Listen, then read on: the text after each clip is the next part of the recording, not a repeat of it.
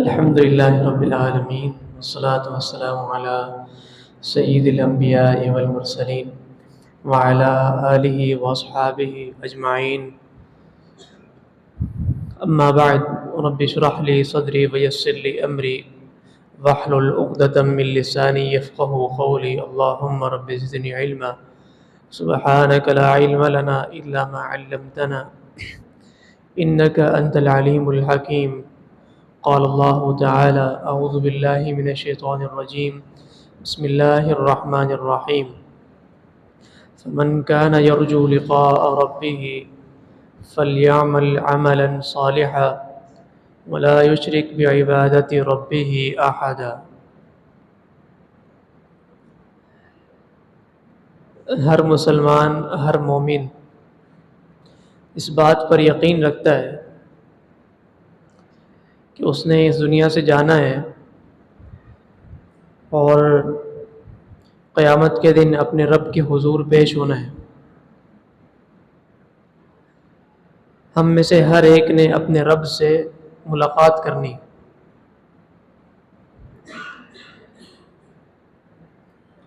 اب وہ ملاقات کیسی ہوگی، یہ چیز ڈیپینڈ کرتی ہے دنیا کی ملاقات پر کہ ہماری دنیا میں اللہ تعالیٰ سے کیسی ملاقات ہے، اللہ تعالیٰ کے ساتھ ہمارا کیسا تعلق ہے. آخرت میں اسی دنیا کے تعلق کے مطابق ہمیں اللہ تعالیٰ کا تعلق نصیب ہوگا. دنیا میں جس کا اللہ سے تعلق مضبوط ہوگا، قیامت کے دن بھی اللہ تعالیٰ کے ساتھ اس کا تعلق اور ملاقات کا سلسلہ بڑا مضبوط ہوگا. اور جس کا دنیا میں اللہ سے تعلق کمزور ہوگا، آخرت میں بھی اللہ تعالیٰ اس کی طرف متوجہ نہیں ہوگا. صحیح مسلم کی حدیث ہے: ثلاثۃ لا یکلمہم اللہ یوم القیامہ ولا ينظر الیہم ولا یزکیہم ولہم عذاب علیم. 3 قسم کے لوگ ہیں کہ اللہ تعالیٰ قیامت کے دن ان سے بات نہیں کرے گا. اللہ تعالیٰ کا غضب ہوگا ان پر، اللہ تعالیٰ کی ان کے ساتھ ناراضگی ہوگی، اللہ تعالیٰ ان سے بات ہی نہیں کرے گا.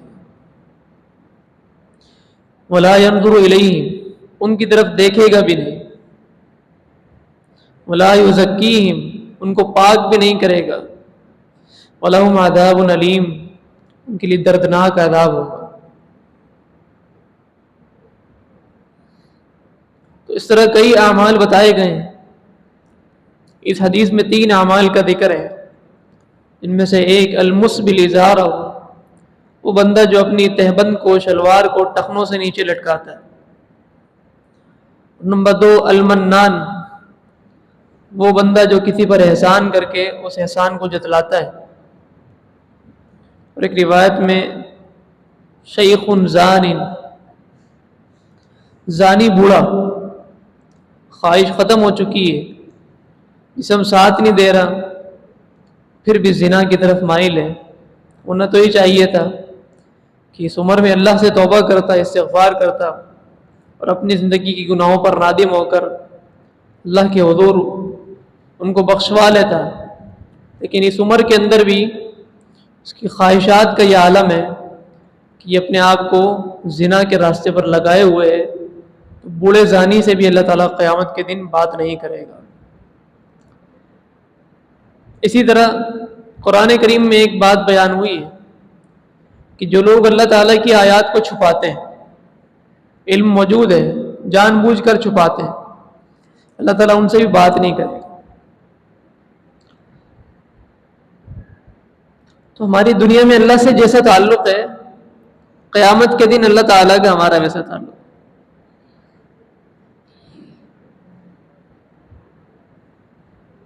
جنت کے اندر تمام اہل ایمان اللہ تعالیٰ کا دیدار کریں.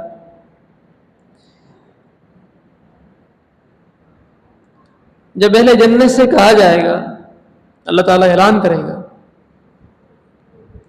اے جنت والوں، کیا کوئی ایسی نعمت باقی ہے جو تمہیں نہ ملی؟ جنت والے کہیں گے اللہ ہمارے تو تصور میں بھی نہیں تھا، تو نے ہمارے چہروں کو تر و تازہ کر دیا، ہمارے دلوں کو شاداب کر دیا، اتنی نعمتیں عطا فرما دی، اب تو کوئی نعمت بچی نہیں ہے، ہر نعمت ہمارے پاس موجود۔ اللہ رب العزت فرمائے گا ایک نعمت باقی، فیکشف الحجاب، اللہ تعالی جو نور کے حجاب ہوں گے ان سب کو ہٹا دے گا اور اپنا دیدار کروائے گا۔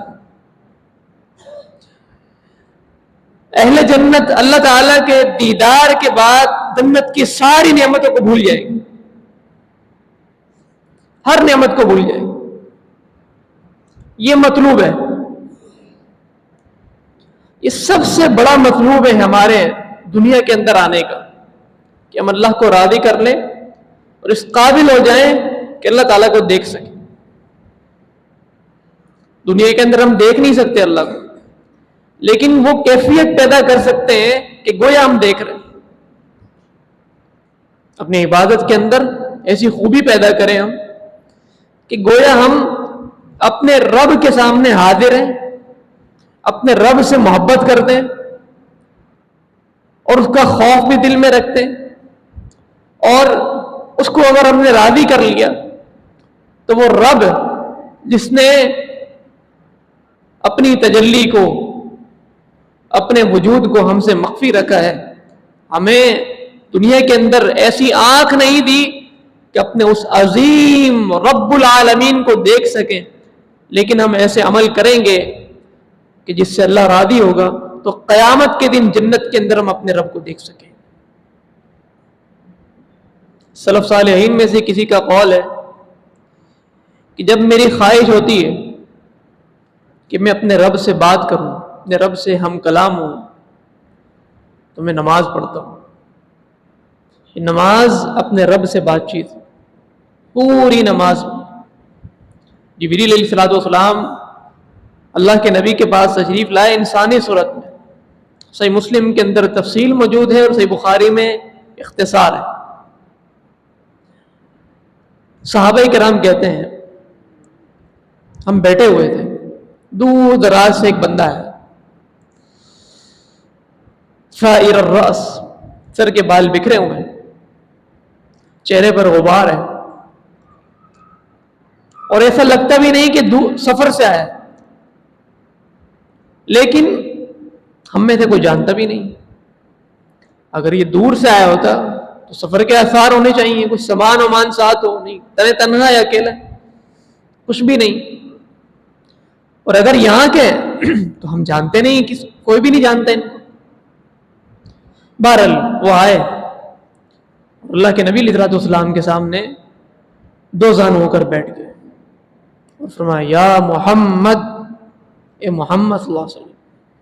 یہ انداز دیہاتی حضرات کا ہوتا تھا، جو نبی علیہ السلام کے پاس مدینہ کے دیہاتوں سے آتے تھے، وہ آ کر نام سے خطاب کرتے تھے، یا رسول اللہ، یا نبی اللہ نہیں کہتے تھے۔ پھر بعد میں اللہ تعالیٰ نے یہ آداب سکھائے مومنوں کو، اہل ایمان کو، کہ اللہ کے نبی کو کیسے خطاب کرنا ہے۔ بہرحال اس نے کہا یا محمد، اے محمد صلی اللہ علیہ وسلم، اخبرنی عن الاسلام، مجھے آپ اسلام کے بارے میں بتائیں، اسلام کسے کہتے ہیں؟ نبی علیہ السلام نے اسلام کے 5 ارکان بتائے۔ اللہ تعالیٰ کی عبادت کرنا، اللہ کے رسول کو ماننا، نماز قائم کرنا، زکوٰۃ ادا کرنا، رمضان کے روزے رکھنا، حج بیت اللہ ادا کرنا، 5 ارکان اسلام بتائے۔ اگلا سوال کیا مل ایمان، ایمان کیا ہے؟ نبی علیہ السلام نے 6 ارکان ایمان بتائے۔ اللہ پر ایمان لانا، اللہ کے رسول پر ایمان لانا، اللہ تعالیٰ کی کتابوں پر ایمان لانا، اللہ کے فرشتوں پر ایمان لانا، اچھی اور بری تقدیر پر ایمان لانا، یوم آخرت پر ایمان لانا، 6 ارکان ایمان بتائے۔ تیسرا سوال تھا مل احسان، احسان کسے کہتے ہیں؟ نبی علیہ الصلوۃ والسلام نے فرمایا ان تعبد اللہ کأنک تراہ، احسان یہ ہے کہ تم اللہ کی عبادت ایسے کرو گویا تم اس کو دیکھ رہے ہو.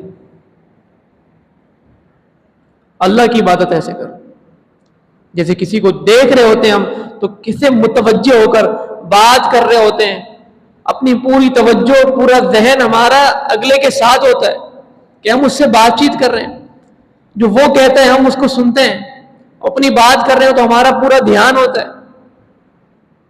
آج ہماری نمازوں کے اندر احسان کا درجہ مفقود ہے. ہم نماز میں کھڑے ہوتے ہیں، ہماری توجہ کہیں اور ہوتی ہے. شیطان نے ایسا ہمیں پھنسا کے رکھا ہے کہ ہمیں سارے بھولے ہوئے کام نماز میں یاد آتے ہیں. اپنے نماز کے اندر احسان مطلوب ہے، احسان پیدا کریں. احسان کسے کہتے ہیں؟ یہ وہ احسان نہیں جو ہم دنیا میں ایک دوسرے پر کرتے ہیں، بلکہ یہ وہ احسان ہے جو ہمارا اللہ رب العزت کے ساتھ. اور یہ احسان، اس کا معنی ان تعبد اللہ کأنک تراہ، کہ اللہ کی ہر عبادت ایسے کرو گویا تم اللہ کو دیکھ رہے ہو. فإن لم تکن تراہ فإنہ یراک، اگر یہ تصور نہیں ہے کہ تم اللہ کو دیکھ رہے ہو تو یہ ضرور ہو کہ وہ تمہیں دیکھ رہا ہے. اگر تم اللہ کو نہیں دیکھ رہے تو اللہ تو تمہیں دیکھ رہا ہے. اپنی پوری عبادات کے اندر یہ درجہ، یہ معیار بنا لو کہ میری عبادت کا یہ کرائیٹیریا ہے، یہ معیار ہے کہ میری عبادت میں یہ لازمی ہونے چاہیے کہ اللہ تعالیٰ مجھے دیکھ رہا ہے. میرا روزہ ہے، طلوع فجر سے روزہ شروع ہوا ہے، غروب آفتاب تک چلتا رہے گا، پورے روزے میں اللہ تعالیٰ مجھے دیکھ رہے ہیں کہ میرے بندہ میری وجہ سے بھوکا تو ہے، پیاسا تو ہے، اپنی جائز خواہش کو چھوڑ دیا ہے، لیکن دیگر برائیاں کیوں نہیں چھوڑ رہا. تعبد اللہ کأنک تراہ، اللہ کی عبادت ایسے کریں ہم گویا ہم اللہ کو دیکھ رہے ہیں. ہمیں اپنے رب سے محبت ہونی چاہیے، اپنے رب سے ہمارا ایسا تعلق، اپنے رب کو بلا بیٹھے. اس کا انجام بڑا خطرناک ہے. اگر رب تعالیٰ کو جو بھلا دے، قیامت کے دن اللہ تعالیٰ فرمائے گا دنیا میں تم نے ہمیں بلایا تھا، آج ہم تمہیں بلا دیں. فَالْيَوْمَ نَنْسَاكُمْ، آج ہم تمہیں بلا دیں گے. ہماری لسٹ میں ہو ہی نہیں، تو ہماری فہرست میں نہیں ہو. تو اللہ تعالیٰ کا بلانا کیسا ہوگا؟ اللہ تعالیٰ کو نسیان نہیں ہے، اللہ تعالیٰ کا علم کامل ہے. ہمارا بلانا کیسا ہے؟ ہمارے بلانے کا مطلب ہمارے ذہن سے وہ بات نکل گئی، ہم کسی کو بھول گئے. لیکن اللہ تعالیٰ کا بلانا، اس کا معنی ہے کہ اللہ رب العزت کی رحمت سے دوری اور اللہ تعالیٰ کی نظر اور اس کے دیدار سے محرومی، اور اللہ تعالیٰ کے عذاب کا استحقاق، ہمیشہ کے لیے عذاب کا مستحق. فَالْيَوْمَ نَنْسَاكُمْ، آج ہم تمہیں بھلا دیں گے، كَمَا نَسِيتُمْ لِقَاءَ يَوْمِكُمْ هَذَا، جس طرح دنیا کے اندر تم نے ہماری آج کے اس دن کی ملاقات کو بھلا دیا تھا. تو جو شخص اللہ سے ملاقات کرنا چاہتا ہے، ہم میں سے کون سا ایسا مسلمان ہے جسے اللہ سے ملاقات کا شوق نہیں؟ اگر ہمارے دلوں کے اندر اپنے رب سے ملنے کا شوق نہیں ہے تو ہم بہت بڑے دنیا کے محروم ترین آدمی. اور اگر شوق ہے تو اللہ کا شکر ادا کریں کہ ہمیں اپنے رب سے ملنا، یہ شوق پیدا کریں. نبی علیہ الصلوۃ والسلام اپنی دعاؤں میں ایک دعا پڑھا کرتے تھے. سنن نسائی اور سنن نبی داؤد کی حدیث ہے، اور حدیث کے الفاظ ہیں کہ اللہ کے نبی اپنی نماز میں یہ دعا پڑھتے تھے: اسألک لذة النظر الى وجهک والشوق الى لقائک. اے اللہ، میں تجھ سے سوال کرتا ہوں. کس چیز کا؟ لذة النظر الى وجهک، تیرے چہرے کی طرف دیکھنے کی لذت کا. اللہ کی طرف دیکھنے کی جو لذت ہوگی نا، ایسی کوئی نعمت نہیں کوئی نعمت نہیں ہے. حتیٰ کہ میں نے عرض کیا اہل جنت میں کس نعمت کی کمی ہوگی؟ وَلَكُمْ فِيهَا مَا تَشْتَهِي أَنفُسُكُمْ، تم جس چیز کا شوق رکھو گے، جو تمہارا جی چاہے گا، تمہارے لیے جنت کے اندر حاضر ہو جائے گا. بندہ سوچ رہا ہوگا مجھے یہ جنت کے اندر یہ چیز ملنی چاہیے، اس کے سامنے وہ حاضر ہو جائے گا. دودھ کی نہریں بہہ رہی ہیں، شہد کی نہریں بہہ رہی ہیں، شراب کی نہریں بہہ رہی ہیں، پانی کی نہریں بہہ رہی ہیں، ساتھ میں باغات بھی ہیں، ہیرے جواہرات بھی ہیں، ہر نعمت ہے. لیکن جب اللہ کا دیدار کریں گے اہل جنت تو ان ساری نعمتوں کو بھول جائیں گے. اللہ میں تجھ سے سوال کرتا ہوں، اللہ کے نبی نماز میں دعا کر رہے ہیں، اللہ میں تجھ سے سوال کرتا ہوں لذت النظر الی وجہک، تیرے چہرے کی طرف دیکھنے کی لذت کا، والشوق الی لقائک، اور تجھ سے ملاقات کے شوق کا سوال کرتا ہوں. تو میرے دل کے اندر اپنی ملاقات کا شوق پیدا کر دے. جب ہمارے اعمال کے اندر یہ شوق پیدا ہو جائے گا نا کہ میں اپنا ہر عمل اس لیے کر رہا ہوں کہ اپنے رب سے ملاقات کروں گا، میرا رب مجھ سے راضی ہوگا، اپنے ہر عمل کے ذریعے میں اپنے رب کو راضی کر لوں گا، اور جس چیز سے اس نے روکا ہے میں اس سے رک جاؤں گا تو میرا رب مجھ سے راضی ہو جائے گا، اور جب میرا رب مجھ سے راضی ہو جائے گا تو وہ مجھے اپنی ملاقات نصیب فرمائے گا. اتنی بڑی سعادت ہوگی کہ دنیا کے اندر ہمیں الجھا دیا گیا ہے اور اس کو بدنام کر دیا گیا ہے. محبت بڑی عمدہ چیز ہے، اور سب سے بہترین محبت اللہ کی بندے کے ساتھ اور بندے کی اللہ کے ساتھ، خالق کی مخلوق کے ساتھ، مخلوق کی خالق کے ساتھ. یہ محبت ہے، حقیقی محبت، یہ سب سے عظیم ترین محبت ہے. تو محب کا سب سے بڑی خواہش اس کی کیا ہوتی ہے؟ محبت کرنے والے کی، کہ جس سے مجھے محبت ہے میرے سے ملاقات ہو جائے، کہ میں اپنے محبوب سے ملاقات کر لوں، میں اپنے محبوب سے مل لوں. نبی علیہ الصلوۃ والسلام اختیار دیا گیا آپ کو زندگی کے آخری لمحات میں کہ چاہیں تو آپ دنیا کے اندر رہیں، چاہیں تو آپ اپنے محبوب کے پاس آ جائیں، اپنے خالق کے پاس آ جائیں. اعلیٰ رفاقت کے اندر نبی علیہ الصلوۃ والسلام اپنی زندگی کے آخری لمحات میں اسی رفاقت کو پسند کر رہے تھے اور اللہ کی طرف جانا چاہ رہے تھے. اور سیدہ عائشہ رضی اللہ عنہ بیان کرتی ہیں کہ اللہ کے نبی کی زبان مبارک سے جو آخری کلمات نکلے وہ دو طرح کے. ایک تو یہ تھا الی الرفیق الاعلی، الی الرفیق الاعلی، آپ کی انگلی آسمان کی طرف ہوتی تھی اور آپ یہ الفاظ کہہ رہے تھے اعلیٰ رفاقت میں، یعنی وہاں جانا چاہتا ہوں، اپنے محبوب سے ملاقات کرنا چاہتا ہوں. اور ساتھ میں امت کو پیغام دے رہے تھے الصلاۃ، لوگوں نماز قائم کرو. جو دنیا کے اندر رب سے ملاقات ہے، جس کی دنیا کے اندر اپنے رب سے ملاقات اچھی ہے، وہ رفاقت، وہ ملاقات قیامت کے دن تمہاری اچھی ہو جائے.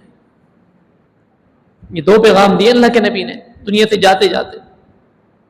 تو اے اللہ، میں تجھ سے تیرے چہرے کی دیدار کی لذت کا سوال کرتا ہوں، اور تجھ سے جو ملاقات ہے اس کے شوق کی تمنا کرتا ہوں کہ میرے دل میں یہ شوق پیدا ہو جائے کہ میں نے اپنے رب سے ملنا ہے. محبت کا کمال یہ ہے کہ محبوب سے ملاقات ہو جائے.